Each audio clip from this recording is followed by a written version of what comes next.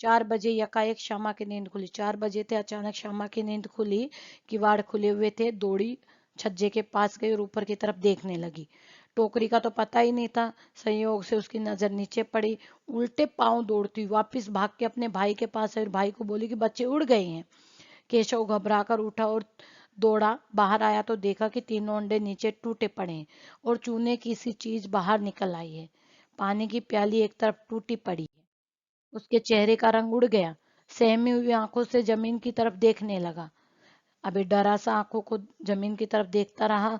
श्यामा ने कहा, बच्चे कहाँ उड़ गए भैया? केशव ने करुण स्वर में कहा, करुण यानी दया भरे आवाज में कहा, अंडे तो फूट गए। श्यामा, और बच्चे कहाँ गए? केशव, तेरे सर में। केशव ने डांट लगाई कि तेरे सर में गए, देखती नहीं है? अंडों में से उजला उजला पानी निकल आया है।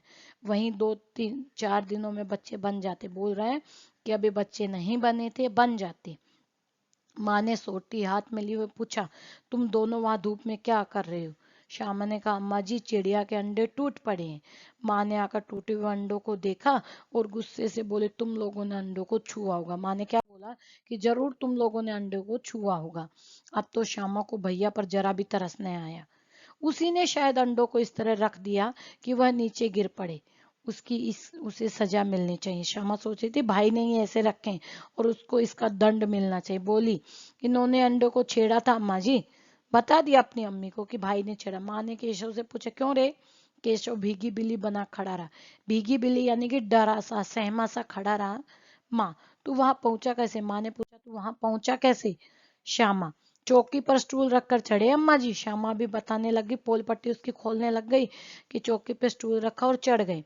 केशव, तू स्टूल थामे नहीं खड़ी थी? श्यामा, तुम्ही ने तो कहा था।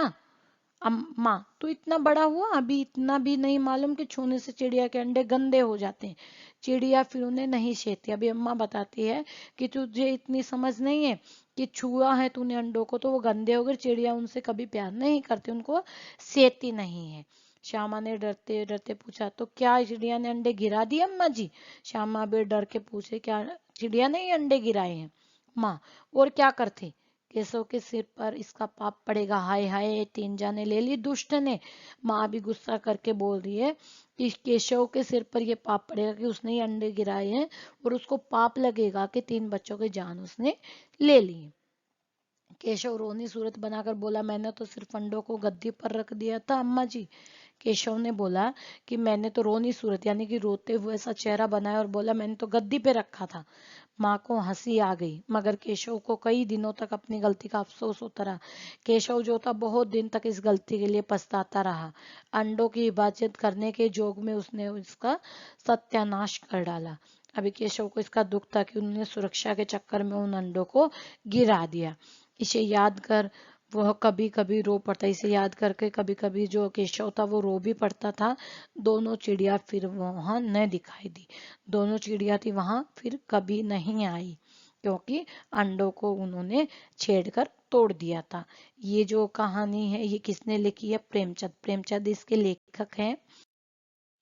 आज का हमारा गृह कार्य बच्चों, पाठ 3 नादान दोस्त जो हमने अभी पढ़ा है उसको आपको अच्छे से पढ़ना है और उसमें आए हुए कठिन शब्दों को समझना है और अच्छे से उनका अर्थ ग्रहण करना है। धन्यवाद बच्चों, यहाँ पे हमारा पाठ समाप्त होता है।